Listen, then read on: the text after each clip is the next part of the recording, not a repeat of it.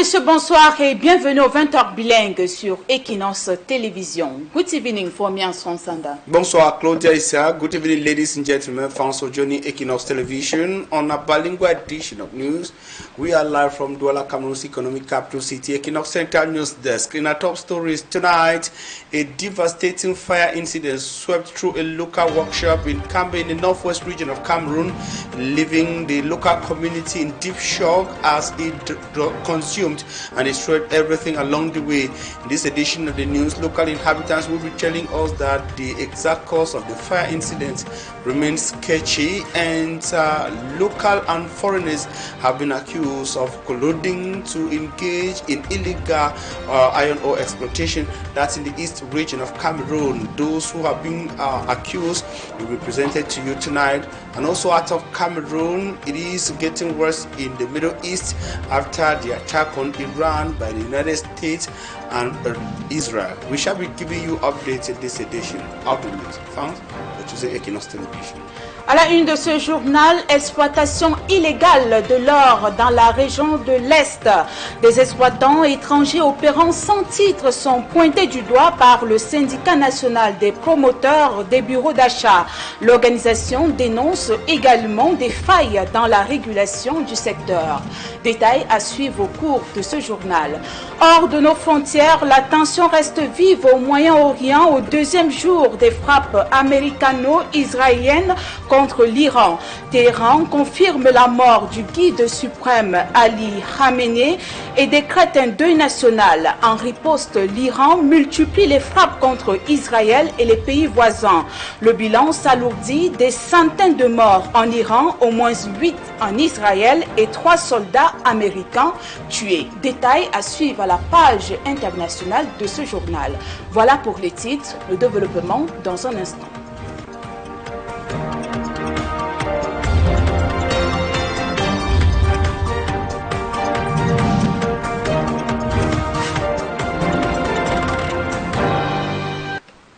Une fois de plus, bonsoir et merci d'honorer le rendez-vous de l'information sur Équinoxe Télévision. Le syndicat national des promoteurs des bureaux d'achat accuse les exploitants étrangers d'opérer sans titre dans la région du soleil levant et dénonce des failles dans la régulation du secteur.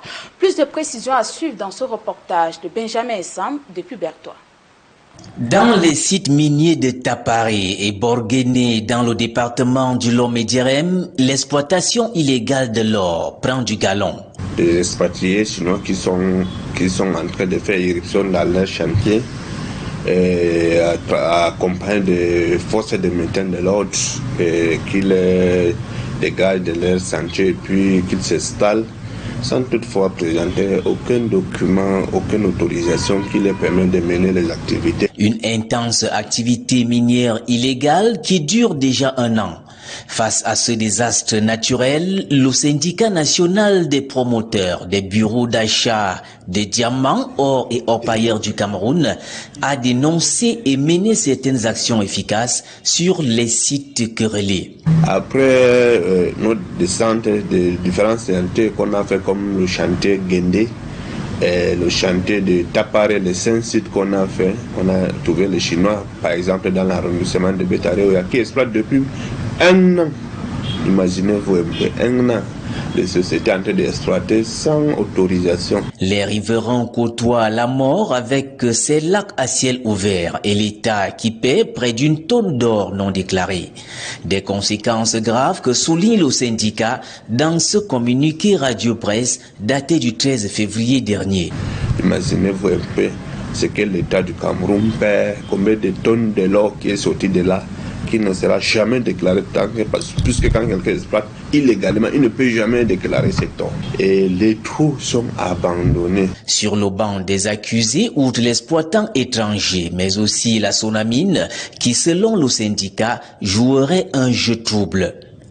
Et pour permettre un bon assainissement du secteur minier dans la région de l'Est, le syndicat suggère quelques pistes de solutions. Que le ministre de la Défense soit un communiqué où il demande pour qu'on leur donne les hommes en tenue pour les protéger, il présente l'autorisation qui leur permet de travailler et que le ministre aussi siège en même temps le ministre de la Justice pour demander aux procureurs généraux et aux procureurs de la République aussi de veiller aussi pour que justice soit faite pour l'exploitation illégale. En attendant, les artisans miniers continuent de subir le diktat de l'exploitant étranger dans un environnement où la nature a perdu de son éclat. Et à lundi, dans le 5e arrondissement de la ville de Douala, les habitants du bloc sécurité dénoncent des incursions répétées d'individus non identifiés ayant conduit à la destruction de 4 sites. Ils disent vivre dans la peur et appellent les autorités à agir en urgence pour garantir leur sécurité. Jira Siopa et Esther Manulanon nous en disent plus. Les habitants du bloc Solidarité au quartier Lundi, dans le 5e arrondissement de Douala, affirment vivre désormais dans la peur. En cause, des incursions répétées d'individus non identifiés qui, selon eux, s'introduisent sur le parcelle pour saccager les travaux engagés. Il y a un caterpillar qui est entré avec 2 messieurs et un gendarme à l'intérieur. J'intercepte le gendarme et les messieurs, je demande qu'est-ce qui ne va pas. Ils me disent non, on les a demandé de détruire. J'ai dit bon ok, il n'y a pas de problème. Si je peux juste avoir le document qui atteste. Ils ont essayé d'aller avec la force et tout. L'engin était déjà en bas là. Ils avaient déjà presque tout terrassé le bas, comme le haut, comme vous voyez. Et les bandits, les brigands, ils étaient armés avec, moi je pense que c'était même les haches, c'est-à-dire les macettes. Quand j'ai allumé la vidéo de la caméra, je les voyais moi-même en train de frapper. Ils frappaient les poteaux. Le bloc Solidarité revendique la propriété de ces portions de terre depuis plus de 50 ans. Un titre foncier qui est établi en 1978 n'a rien à voir avec ce qui est établi pour l'État en 1986. Et l'autre n'a jamais eu expropriation. Ces lois n'est pas difficile à lire. Venez en journée si vous êtes dans le droit. Ce n'est pas dans la nuit. Face à ces actes répétés, les résidents disent avoir privilégié la voie pacifique et s'en remettre une fois de plus à la justice. Séquestrer même les vigiles. Ce n'est plus une question du bloc Solidarité simplement. Nous appelons les autorités que nous avons toujours dit et nous restons toujours dans le calme parce que nous savons que le droit existe toujours dans ce pays. C'est la 3e fois qu'on casse ces barrières. Et tels qu'ils reviennent, c'est dans l'intention même de ôter la vie à ceux qui peuvent trouver sur place. Le bloc Solidarité lance un appel pressant aux autorités administratives compétentes afin qu'une solution rapide soit trouvée pour garantir la sécurité des personnes et la protection de leurs biens. Et la voirie urbaine de Douala est en pleine rénovation et malgré cela, de nombreux désagréments sont déplorés à certaines sections les plus stratégiques pour la circulation des usagers. La communauté urbaine de Douala prescrit aux entreprises l'accélération des travaux et le respect des délais. Ulrich Gonomala nous en dit plus. La métropole Douala connaît depuis quelques mois de forts embouteillages sur certains axes routiers parmi les plus stratégiques. Et cela n'est pas sans conséquence pour les usagers qui déplorent de nombreux désagréments. Pour le moment, on utilise une seule voie, on se débrouille pour voir comment on puisse faire. Nous sommes là depuis 45 minutes. On ne parvient pas à suivre à cause des cas de la route. Ça nous freine parce qu'on ne parvient pas à voir les recettes. Non, c'est pas facile d'avoir 10 clients en circulant ici là facilement. Partout là c'est bouché, vraiment qu'on arrange le problème. Mais cela sera bientôt un lointain souvenir car la ville est en pleine rénovation de sa voirie urbaine. Des chantiers de pavage sont en cours d'exécution. Il y a notamment la section Carrefour-Agip et Carrefour-Trois-Morts qui avance selon un rythme plus ou moins satisfaisant. Sur la section de l'entrée gare voyageur de Bessenguer, le chantier est livré, mais l'on déplore quelques défauts, à l'instar des monticules d'ordures ménagères qui ternissent le décor de l'ouvrage. Quant à la section 2 églises jusqu'au marché Mbopi, elle est aussi en cours de réhabilitation, témoignant la volonté de la communauté urbaine de Douala à améliorer la circulation au sein de la capitale économique. Et les déchets plastiques responsables d'inondations dans plusieurs quartiers de la ville de Bafoussam inquiètent les autorités municipales. Pour y remédier, le maire de la ville a lancé une opération de collecte et d'assainissement. Robert Kenyé et Leclerc Tchakem nous en disent plus. Les déchets plastiques sont une gangrène à extirper des coins et recoins de la ville de Bafoussam.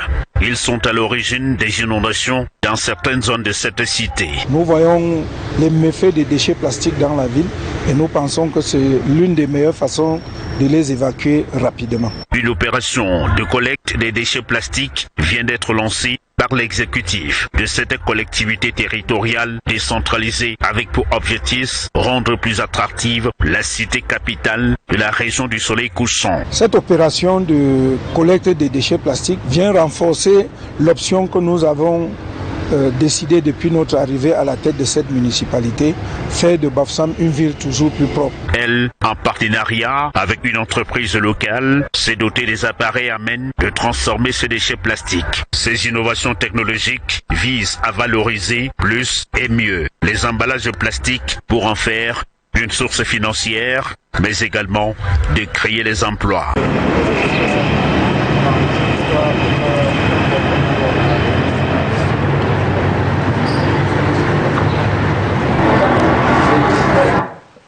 Nous vous le disions en titre à l'international, la tension demeure extrême au Moyen-Orient au deuxième jour des frappes américano-israéliennes contre l'Iran. Téhéran a confirmé la mort du guide suprême Ali Khamenei, tué samedi lors d'une opération américano-israélienne. Au pouvoir depuis 1989, il fait l'objet d'un deuil national de 40 jours. Plusieurs hauts responsables iraniens ont également été tués. En riposte, l'Iran a ciblé Israël et des pays abritant les bases américaines. À Beth Shemesh, un missile a provoqué l'effondrement d'un immeuble faisant au moins 8 morts. Washington annonce également la mort de 3 soldats américains et 100 blessés graves, première perte américaine dans ce conflit. Le président Donald Trump s'est dit disposé à dialoguer avec les dirigeants iraniens. Rappelons que plus de 200 personnes ont péri en Iran depuis le début des bombardements. L'ONU appelle à éviter une spirale incontrôlable de violence. Plusieurs compagnies aériennes, dont Air France, suspendent leurs vols vers le Moyen-Orient. Les marchés redoutent par ailleurs une hausse des prix du pétrole dans les prochains jours. Et c'est avec cette note à l'international que nous mettons un terme à la première partie de ce journal bilingue. La deuxième partie est en langue anglaise. Avec vous, Fomian Sonsanda. You're right, Claudia Isia. Ladies and gentlemen, we're happy you're staying with us in the second segment of news. Now, we start with one of our lead stories to say that residents of the town of Kambe, that's in the Donga Mountain Division of the Northwest region, were jolted awake in the early hours of this morning as a devastating fire ravaged a local workshop, reducing it to ashes at approximately 3 a.m. The blaze, according to local sources, completely destroyed a planing machine and a workshop belonging to Mr. Akiambong Edwin, a well-known figure in the community, affectionately referred to by local inhabitants as Ameriki. Despite efforts to contain the flames, the fire spread rapidly, consuming all equipment and the materials and leaving the structure in ruins. Eyewitnesses described the incident as a sudden and heartbreaking, noting that the fire's swift progression made it impossible to salvage anything from the workshop. The workshop which served as a vital source of livelihood for the victim, Mr. Edwin, and contributed to local economy, is now gone. While no casualties have been reported, the community is left grappling with the aftermath of the unfortunate incident. The cause of the incident remains unknown by local inhabitants, and authorities are expected to launch an investigation to determine the origin of the blaze. The incident has sparked a wave of sympathy and support for the victims, but also local inhabitants who are asking on the authorities of Cameroon to consider positioning an army rescue unit, at least a firefighting unit, in that part of the northwest region of Cameroon. And now we're not leaving the Anglophone regions from Cambe to Muyoka in the Fakot division of the southwest region, where some Cameroonians who studied in that part have said that if the educational sector that has been badly hit by the 10-year-old armed conflict in the Anglophone regions must be revitalized, it will be necessary that adequate investment is done in the key areas, and some schools which are struggling to stay alive in this part of the southwest region. They were speaking during a visit to some of the schools struggling to survive within the Anglophone crisis. We have details with Rexafon in Boya. They are visiting the place where they once lived in as learners. We thought it wise to pay a courtesy visit to our campus where we lived for quite some time to see how the students are faring, have a synergy with the students, know their problems, assess what we have been doing to help the students quite some time, and we have to promote digitalization. Our alma mater cannot be left behind. We thought it wise to supply them, to bring them laptops that they could use in studying more on computers. This visit to me is like a critical point whereby the students who have been here before are coming to give back to their community. It is going to motivate the current students to work harder to be like them. During the instructions, they were told that they have lawyers and doctors and all of that. That gives them an opportunity to work harder to be able to achieve those careers in life and become great professionals tomorrow. As the Cameroon Baptist Academy Muyoka battles to survive from the devastating blow of the crisis, visits like this, accompanied by significant gestures, are of great impact. They have surprised us again with another visit of laptops, 6 laptops, which to us as an institution is a way to empower the students with the recent world of technology. And we are grateful, and we promise to make good use of those systems. The alumni has held talks with the Education Authority to strategize on which areas to tackle as a priority. The town of Muyoka, they say, which is still grappling with limited schools open, should be a focal point for investments in the educational sector if there are genuine ambitions to build from where it was and beyond. And in Cameroon, we told you in our top stories, efforts are being made by the National Union of Diamond and Gold Buying Office promoters to combat illegal mining in the east region of Cameroon. According to their national president, expatriates, especially Chinese, are working with law enforcement officers to go about their activities unauthorized. We have details with Immaculate Fogwe. In the mining site of Tapari and Bojeni in the Lom-and-Jerem division, east region of Cameroon, illegal gold mining is thriving. Chinese expatriates are operating with the protection of law enforcement without any documents or authorization to conduct their activities. This intense illegal mining activity has been ongoing for a year now. Residents are living with the consequences of these open-pit mines, and the state is losing nearly a ton of undeclared gold. The union highlights serious consequences in a press release dated February 13th. The accused include foreign operators as well as Tsunamin, which the union accuses of playing a double game. They suggest these solutions that can improve the mining sector in the East region. The union is calling on the defense minister to demand proof of authorization from operators and provide protection only to those who are legit. We are equally calling on the Minister of Justice to hold illegal miners accountable. Meanwhile, artisanal miners continue to suffer under the dictate of foreign operators in an environment where nature has been ravished. And in news out of Cameroon, we'll go first to the Middle East as tensions are rising after the Israel-US attack on Iran. The United States and Israel that launched a coordinated attack on Iran on February the 28th, 2026, targeting key military and government sites, including the office of the Supreme Leader Ayatollah Ali Khamenei.